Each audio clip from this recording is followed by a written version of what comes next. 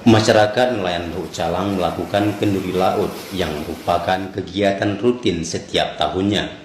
Kegiatan ini sebagai wujud syukur atas rezeki yang diberikan dari hasil yang diperoleh dari hasil melaut selama ini. Kenduri laut yang dilaksanakan para nelayan tersebut dipusatkan di Komplek PPI Bate Tutung, Kampung Blang, Calang, Aceh Jaya ini dihadiri Wakil Bupati Aceh Jaya Tengku Yusri S serta sejumlah kepala SKPK lainnya. Tengku Yusri mengajak masyarakat nelayan Lehuk Calang untuk mentaati adat yang telah ditetapkan bersama nelayan lainnya untuk tidak melaut selama 3 hari ke depan.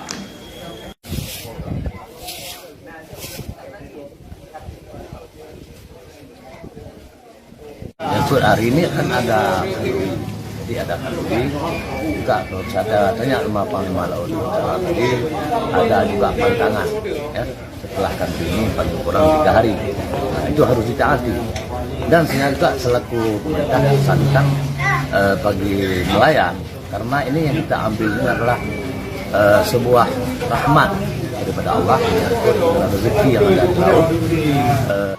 Sementara itu, Panglima Laut Lehuk Calang M. Yunan mengatakan, kenduri laut yang kita laksanakan pada hari ini sebagai bentuk syukur yang diisi dengan doa untuk mendapatkan keberkahan apa yang telah didapatkan selama ini.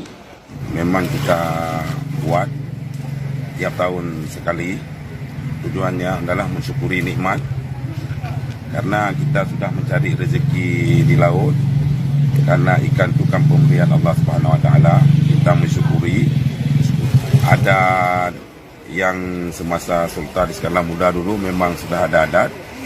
Jadi ada laut itu adalah mensyukuri, misalnya kita buat suatu kekompakan nelayan, pantang-pantang melaut.